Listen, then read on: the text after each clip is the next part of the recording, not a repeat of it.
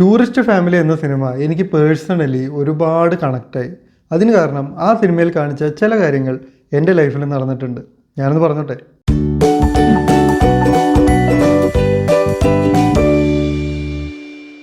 ഞാനും എൻ്റെ വൈഫും കൂടെ ഇന്നലെ ജിയോ ഹോട്ട്സ്റ്റാറിലാണ് ടൂറിസ്റ്റ് ഫാമിലി എന്ന സിനിമ കാണുന്നത്. വളരെ ഇമോഷണലായ നല്ല ടച്ചിങ് ആയിട്ടുള്ളൊരു സിനിമയാണ്. ഈ സിനിമ ഇങ്ങനെ കണ്ടുകൊണ്ടിരിക്കുമ്പോൾ വൈഫ് പറഞ്ഞു, ഇതിലെ ചില കാര്യങ്ങൾ നമ്മുടെ ലൈഫിൽ നടന്നിട്ടില്ലെന്ന്. ഈ സിനിമ ശ്രീലങ്കൻ തമിഴരായിട്ടുള്ള ഒരു ഫാമിലിയുടെ കഥയാണ്. അവർ തമിഴ്നാട്ടിൽ വന്ന് അവിടെ ഒരു ലൈഫ് ഉണ്ടാക്കിയെടുക്കാൻ ശ്രമിക്കുന്നതാണ്. അപ്പോൾ ഇവർ ഈ നാട്ടിലെ അഭയാർത്ഥികളാണ്. പക്ഷേ ഞങ്ങൾക്ക് അങ്ങനെ അഭയാർത്ഥികളായി മറ്റൊരു നാട്ടിൽ പോയി കഴിയേണ്ടെന്ന് വന്നിട്ടില്ല. പക്ഷേ ഈ സിനിമയിൽ ഇവർ ഈ കോളനിയിൽ എത്തിയതിന് ശേഷമുള്ള ഇവരുടെ ലൈഫിൽ നടക്കുന്ന കാര്യങ്ങളൊക്കെ ഞങ്ങളുടെ ലൈഫിൽ നടന്നിട്ടുണ്ട്. അപ്പോൾ വൈഫാണ് പറഞ്ഞത് ഈ കാര്യങ്ങളൊക്കെ പറയാൻ ഒരു വീഡിയോ ചെയ്തുകൊണ്ടിരുന്നത്. സോ ഇതാണ് ആ വീഡിയോ. 2020 ഒക്ടോബർ 21 വിവാഹം കഴിഞ്ഞ് ഞാനും എൻ്റെ വൈഫ് സുബിതയും കൂടെ ഒരു ഫ്ലാറ്റിലേക്ക് താമസം മാറ്റുന്നു. അപ്പോൾ ഒരു പുതിയ നാട്ടിലേക്ക് വരുന്ന ഫാമിലി പോലെ തന്നെയാണ് ഒരു ഫ്ലാറ്റിലേക്ക് ഞങ്ങൾ മാറുമ്പോഴും. കാരണം ഞാൻ മുണ്ടത്തിക്കോട് എന്ന് പറയുന്ന ഒരു ഗ്രാമത്തിലാണ് കഴിഞ്ഞിരുന്നത്. അപ്പോൾ ഒരു ഗ്രാമത്തിൽ നിന്ന് നഗരത്തിലേക്ക് വരുന്നു. ഒരു വീട്ടിൽ താമസിച്ചിട്ട്, മുറ്റവും കിണറും ഒക്കെ ഉള്ളൊരു വീട്ടിൽ താമസിച്ചിട്ട് ഒരു ഫ്ലാറ്റിലേക്ക് താമസം മാറ്റുന്നു. അപ്പോൾ എനിക്കിതൊരു വലിയ ചേഞ്ചായിരുന്നു. അങ്ങനെ ഞങ്ങൾ ലൈഫ് സ്റ്റാർട്ട് ചെയ്യുന്നു. ഞങ്ങൾക്ക് അടുക്കളയിലേക്ക് വേണ്ട എല്ലാ സാധനങ്ങളും ഉണ്ടായിരുന്നു. ഭക്ഷണം ഉണ്ടാക്കി കഴിക്കാനുള്ള എല്ലാ സാധനങ്ങളും ഉണ്ടായിരുന്നു. പക്ഷേ അതിലുള്ള തമാശ, പാല് കാച്ചി ചായ വെച്ച് കഴിഞ്ഞപ്പോഴാണ് മനസ്സിലായത് അരിപ്പ വാങ്ങിയിട്ടുണ്ടായിരുന്നില്ല എന്ന്. പിന്നീട് ഞങ്ങൾ പോയി അരിപ്പ വാങ്ങേണ്ടി വന്നു. അങ്ങനെ ചില സാധനങ്ങളൊക്കെ മിസ്സിങ് ആയിരുന്നു. പക്ഷേ ഭക്ഷണം വെച്ച് കഴിക്കാനുള്ള സെറ്റപ്പൊക്കെ ഉണ്ടായിരുന്നു. പക്ഷേ ഞങ്ങളുടെ കയ്യിൽ ഫ്രിഡ്ജ് ഉണ്ടായിരുന്നില്ല, കട്ടിലുണ്ടായിരുന്നില്ല, വാഷിംഗ് മെഷീനും ഉണ്ടായിരുന്നില്ല. ആ സമയത്ത് എനിക്ക് 19,000 രൂപയാണ് സാലറി. 9,000 രൂപ ഫ്ലാറ്റിന് വാടകയുണ്ട്. ബാക്കി എമൗണ്ട് വെച്ച് ഒരു മാസത്തെ ചിലവ് കഴിയുമോ എന്ന് പോലും എനിക്ക് അറിയില്ലായിരുന്നു. എന്നാലും മെല്ലെ മെല്ലെ ഈ സാധനങ്ങളൊക്കെ നമുക്ക് വാങ്ങാം എന്നൊരു പ്ലാനിങ്ങിൽ ഞങ്ങൾ ലൈഫ് അങ്ങ് തുടങ്ങി. അങ്ങനെ തുടങ്ങി ഞങ്ങൾക്ക് തുടക്കത്തിലുണ്ടായിരുന്നൊരു പ്രശ്നം, പാല് വാങ്ങിക്കഴിഞ്ഞാൽ വെക്കാനായിട്ട് ഫ്രിഡ്ജില്ല. അതുപോലെ പാല് വാങ്ങി എങ്ങനെയെങ്കിലും ഒരു ദിവസം കൊണ്ട് ഉപയോഗിച്ച് തീർക്കണം. അതുപോലെ പച്ചക്കറി വാങ്ങിയാലും കൂടുതൽ കാലം സ്റ്റോർ ചെയ്യാൻ പറ്റില്ല. അതുകൊണ്ട് ഞങ്ങൾ ഈ പാലും പച്ചക്കറിയും മിക്കവാറും ദിവസങ്ങളിൽ പോയി വാങ്ങുന്നൊരു രീതിയായിരുന്നു ആദ്യമൊക്കെ ഞങ്ങളുടേത്. കുറച്ച് കഴിഞ്ഞപ്പോഴാണ് ഞങ്ങളുടെ ഒരു നൈബറായിട്ടുള്ള പ്രസാദ് അങ്കിളിനെ പരിചയപ്പെടുന്നത്. പ്രസാദ് അങ്കിളിനോട് സംസാരിക്കുമ്പോൾ ഞങ്ങൾ ഈ ഒരു പ്രശ്നം പറഞ്ഞു. അപ്പോൾ പുള്ളി ആദ്യം സജസ്റ്റ് ചെയ്തത് ഈ മിൽമ പാല് വാങ്ങുന്നത് മാറ്റിയിട്ട് ഗുഡ് ലൈഫിൻ്റെ പാല് വാങ്ങാൻ പറഞ്ഞു. അതിന് കുറച്ചുകൂടെ ഷെൽഫ് ലൈഫ് ഉണ്ട്. അപ്പോൾ അത് വാങ്ങിയിട്ട് പൊട്ടിച്ച് കഴിഞ്ഞാൽ അതിൽ എയർ കിടക്കാത്ത രീതിയിൽ എങ്ങനെയെങ്കിലും ക്ലോസ് ചെയ്ത് വെച്ചാൽ മതി, കേടാവാതെ ഇരിക്കുമെന്ന് പറഞ്ഞു. അങ്ങനെ ഞങ്ങൾ മിൽമ മാറ്റി ഗുഡ് ലൈഫിലേക്ക് മാറി. അങ്ങനെ കുറച്ച് ദിവസം അതുമായിട്ട് മുന്നോട്ട് പോയി. പക്ഷേ എപ്പോഴും ഇത് സക്സസ് ആവുന്നില്ല. ഇടയ്ക്കൊക്കെ പാല് പിന്നെയും കേടാവുന്നൊരു പ്രശ്നമുണ്ട്. പിന്നെ ഞാൻ നേരത്തെ പറഞ്ഞാൽ പച്ചക്കറിയും വാങ്ങി വെക്കാൻ പറ്റില്ല. ഡെയിലി ഞങ്ങൾ പച്ചക്കറി വാങ്ങുന്ന പോലത്തെ ഒരു സിറ്റുവേഷൻ ആയിരുന്നു. അങ്ങനെ ഇത് സംസാരിച്ച് വന്നപ്പോൾ പ്രസാദ് അങ്കിൾ പറഞ്ഞു, അങ്കിളിൻ്റെ വീട്ടിൽ മുമ്പ് ഉപയോഗിച്ചിരുന്ന ഒരു ഫ്രിഡ്ജ് ഇരിപ്പുണ്ട്, അതിപ്പോൾ ഉപയോഗത്തിലില്ല, അത് എന്നോട് എടുത്തോളാൻ പറഞ്ഞു. അപ്പോൾ അതിന് എത്ര എമൗണ്ടിനാണ് വാങ്ങേണ്ടതെന്നൊക്കെ പറഞ്ഞ് ഞങ്ങൾ കുറച്ച് സംസാരിച്ചപ്പോൾ അങ്കിൾ പറഞ്ഞു, അതിപ്പോൾ നീ നോക്കണ്ട, പിന്നീട് അത് സംസാരിക്കാം എന്ന് പറഞ്ഞിട്ട് ആ ഒരു ടോക്കിൽ നിന്ന് മാറി ഫ്രിഡ്ജ് എന്നോട് എടുത്തോളാൻ പറഞ്ഞു. അടുത്ത പ്രശ്നം, ഞങ്ങൾ താമസിക്കുന്ന 3ാമത്തെ ഫ്ലോറിലാണ്. 2ാമത്തെ ഫ്ലോറിലൊരു ഫ്ലാറ്റിലാണ് ഈ ഫ്രിഡ്ജ് ഇരിക്കുന്നത്. അപ്പോൾ ഇതെടുത്ത് മുകളിലേക്ക് കൊണ്ടുവരണം. അപ്പോൾ അങ്കിളിന് പ്രായോഗികമായി അങ്കിളിന് ഒറ്റയ്ക്ക് എന്നെ സപ്പോർട്ട് ചെയ്യാൻ പറ്റില്ല.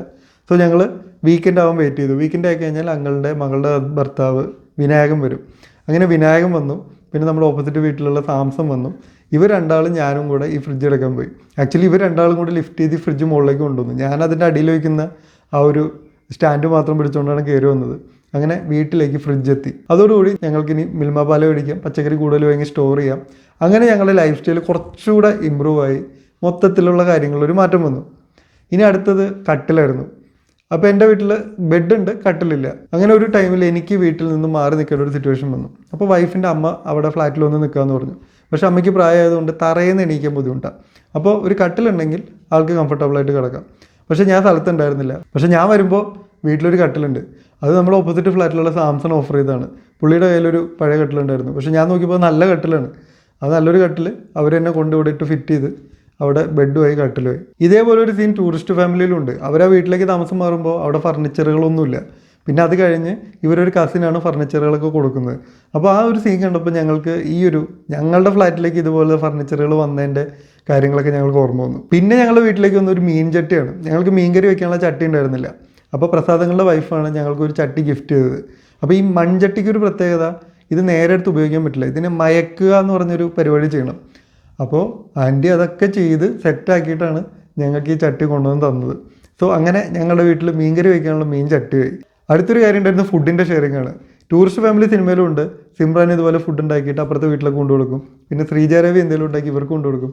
ഇതേപോലുള്ളൊരു എക്സ്ചേഞ്ച് ഞങ്ങളുടെ ഫ്ലാറ്റുകളിലും ഉണ്ടായിരുന്നു. അതിലേറ്റവും കൂടുതൽ ബെനിഫിറ്റ് ഉണ്ടായിരുന്നത് എനിക്കാണ്. ഇപ്പോൾ വൈഫ് വീട്ടിലില്ലാത്ത സമയത്ത് എനിക്ക് പ്രോപ്പർ കുക്കിംഗ് ഒന്നും അറിയില്ല. അപ്പോൾ ഞാൻ പാക്കറ്റ് ചപ്പാത്തി വാങ്ങും. അപ്പോൾ ചപ്പാത്തി കഴിക്കാം, അതിന് പറ്റിയ കറി ഞാൻ ഉണ്ടാക്കിയാൽ ചിലപ്പോൾ ശരിയാവാറില്ല. അപ്പോൾ ഏതെങ്കിലും വീട്ടിൽ നിന്ന്, ഇപ്പോൾ നീ നസീനത്തൊരു വീട്ടിൽ നിന്ന്, അല്ലെങ്കിൽ സാംസൻ്റെ ഫ്ലാറ്റിൽ നിന്ന്, അല്ലെങ്കിൽ ഇതുപോലെ പ്രസാദങ്ങളുടെ ഫ്ലാറ്റിൽ നിന്നോ എനിക്ക് കറി കിട്ടും. ചിലപ്പോൾ കറി ഇരിക്കുന്നുണ്ടാവും, ചോറുണ്ടാവില്ല. അപ്പോൾ ഇവരുടെ വീട്ടിൽ നിന്ന് കുറച്ച് ചോറ് കിട്ടും. അങ്ങനെ എപ്പോഴും ഫുഡ് നമുക്ക് എപ്പോഴും കിട്ടുന്ന ഒരു സിറ്റുവേഷൻ ആയിരുന്നു. പിന്നെ ഞങ്ങൾക്ക് റിലേറ്റബിൾ ആയിട്ട് തോന്നിയത് ടൂറിസ്റ്റ് ഫാമിലി എന്ന് പറയുന്ന സിനിമയിൽ ഒരു ഡെത്ത് നടക്കുന്നുണ്ട്. അപ്പോൾ ആ വീട്ടിൽ വേറെ ആരും ഇല്ല, പക്ഷേ പിന്നീട് ആ കോളനിയിലെ എല്ലാവരും ആ വീട്ടിലേക്ക് എത്തുന്നുണ്ട്. അപ്പോൾ അതുപോലൊരു കാര്യം, അതൊരു വിഷമം വരുന്നൊരു കാര്യമാണ്. പക്ഷേ ഇവിടെ ഞങ്ങൾക്ക് സന്തോഷമുള്ളൊരു കാര്യമായിരുന്നു. എൻ്റെ ബർത്ത്ഡേക്ക് ഇതേപോലെ എല്ലാ ഫ്ലാറ്റുകളും, അടുത്തടുത്ത ഫ്ലാറ്റിൽ നിന്നുള്ള ആൾക്കാരെല്ലാവരും കൂടെ വന്നിട്ടാണ് എൻ്റെ ബർത്ത്ഡേ സെലിബ്രേറ്റ് ചെയ്തത്. അപ്പോൾ വൈഫ് ആദ്യം തന്നെ റൂമൊക്കെ അറേഞ്ച് ചെയ്ത് എല്ലാം സെറ്റ് ചെയ്ത്, പിന്നെ കേക്കൊക്കെ വാങ്ങി, പിന്നെ എല്ലാവരും കൂടെ വന്ന് ഞങ്ങൾ കേക്ക് മുറിച്ചു. അത് കഴിഞ്ഞ് വൈകുന്നേരം പാട്ടൊക്കെ വെച്ച് ഡാൻസൊക്കെ കളിച്ച് അടിപൊളി സെലിബ്രേഷൻ ആയിരുന്നു. എനിക്ക് അങ്ങനെ ഒരു ബർത്ത്ഡേ സെലിബ്രേഷൻ ഒന്നും എൻ്റെ വീട്ടിലൊന്നും നടന്നിട്ടില്ല. പക്ഷേ കല്യാണം കഴിഞ്ഞിട്ടുള്ള എൻ്റെ ആദ്യത്തെ ബർത്ത്ഡേ ഇതുപോലെ നൈബേഴ്സ് എല്ലാവരും കൂടി ഇൻവോൾവ് ആയിട്ട് അടിപൊളി സെലിബ്രേഷൻ ആക്കി. പിന്നെ ഉണ്ടായിരുന്ന ജിമ്മിൽ പോക്കാണ്. ഞാനും സാംസണും ഒരുമിച്ചാണ് ജിമ്മിന് പോയത്. ആക്ച്വലി ഞാൻ ആദ്യം പോയി, എന്നിട്ട് ജിമ്മിൽ റേറ്റ് എത്രയെന്നൊക്കെ ചോദിച്ചു. കുറച്ച് കൂടിയ റേറ്റ് ആയിരുന്നു, അത് കൊടുക്കാമെന്നൊക്കെ സമ്മതിച്ചിട്ട് ഞാൻ തിരിച്ചു വന്നു. അപ്പോഴാണ് സാംസൺ പറഞ്ഞത് സാംസണും വരാം. രണ്ടാളും കൂടെ ചെന്നു. അപ്പോൾ സാംസൺ നിന്ന് ബാർഗെയിൻ ചെയ്തു. രണ്ടാൾ വന്നാൽ നിങ്ങൾക്ക് എത്ര രൂപയ്ക്ക് തരാൻ പറ്റും, കുറച്ചുകൂടെ കുറയ്ക്കാൻ പറ്റും എന്നൊക്കെ പറഞ്ഞ് ചെറിയ റേറ്റിന് ഞങ്ങൾ ആ ജിമ്മിൽ ജോയിൻ ചെയ്തു. അങ്ങനെ ഞങ്ങൾ എല്ലാവരും തമ്മിൽ ഡെയിലി എന്തെങ്കിലുമൊക്കെ രീതിയിൽ ഇൻട്രാക്ഷൻസ് ഉണ്ടാവും. വൈകുന്നേരം എല്ലാവരും കൂടെ നിന്ന് സംസാരിക്കും. എനിക്കാണെങ്കിൽ കോൺവെർസേഷൻസ് ഭയങ്കര താല്പര്യമാണ്. അപ്പോൾ ജോലിയുടെ ടെൻഷനും കാര്യങ്ങളൊക്കെ കഴിഞ്ഞ് വൈകുന്നേരം വന്ന് എല്ലാവരും കൂടെ സംസാരിക്കുമ്പോൾ മൈൻഡ് നന്നായിട്ട് റിലാക്സ് ആവുമായിരുന്നു. ഇതുകൊണ്ട് അൾട്ടിമേറ്റ്ലി ഉണ്ടായ ഒരു ഇമ്പ്രൂവ്മെൻറ്റ് എന്താണെന്ന് പറഞ്ഞാൽ, ഞങ്ങൾ ഒരുമിച്ച് കല്യാണം കഴിഞ്ഞ് ജീവിക്കാൻ തുടങ്ങുന്നവരെ എനിക്കൊരു ഫാമിലി കൊണ്ടു നടക്കുന്നത് എങ്ങനെയാണ്, ഒരു വീട്ടിലെ കാര്യങ്ങൾ എന്താണ് എന്നൊന്നും ഒരു ഐഡിയ ഇല്ല. പക്ഷേ ഇവിടെ നിന്നൊക്കെയുള്ള സംസാരങ്ങളിലൂടെയൊക്കെ, ഇവരുമായിട്ടുള്ള ഇൻട്രാക്ഷൻസിലൂടെയൊക്കെ കിട്ടിയ ട്രെയിനിങ് കൊണ്ടാണ് ഞങ്ങൾ വളരെ പെട്ടെന്ന് രണ്ടുപേരും ഒറ്റയ്ക്കൊരു ഫാമിലി, ഒരു വീട് കൊണ്ടു നടക്കാനുള്ളൊരു കപ്പാസിറ്റി ഉണ്ടാക്കിയെടുത്തത്. സോ ആ ഒരു ട്രെയിനിങ്ങാണ് മെയിനായിട്ട് ഞങ്ങൾക്ക് ഇവരിൽ നിന്നൊക്കെ കിട്ടിയത്. കുടുംബങ്ങളുമായിട്ട് ഇൻട്രാക്ട് ചെയ്യുമ്പോൾ നമുക്കൊരു കുടുംബം എങ്ങനെ കൊണ്ടുപോകണം എന്നുള്ളത് പെട്ടെന്ന് മനസ്സിലാക്കാമല്ലോ. സോ ടൂറിസ്റ്റ് ഫാമിലി എന്ന സിനിമ കണ്ടപ്പോൾ ഈ കാര്യങ്ങളൊക്കെ ഞങ്ങൾക്ക് വീണ്ടും ഓർമ്മ വന്നു. ഓൾറെഡി അതൊരു നല്ല സിനിമയാണ്. ഇങ്ങനെ റിലേറ്റബിൾ ആയ സിറ്റുവേഷൻസും കൂടെ കണ്ടപ്പോൾ വളരെ ഇമോഷണലായിട്ട് ആ സിനിമയോട് ഒരു ഇഷ്ടം കൂടുതൽ തോന്നി. നിങ്ങൾ ടൂറിസ്റ്റ് ഫാമിലി എന്ന സിനിമ ഇതുവരെ കണ്ടില്ലെങ്കിൽ എന്തായാലും ഒന്ന് കണ്ടു നോക്കൂ. മനസ്സ് നിറയ്ക്കുന്ന നല്ലൊരു സിനിമയാണത്. അടുത്ത എപ്പിസോഡിൽ മറ്റൊരു കാര്യം പറയാൻ വേണ്ടി വരാം. Thank you for watching.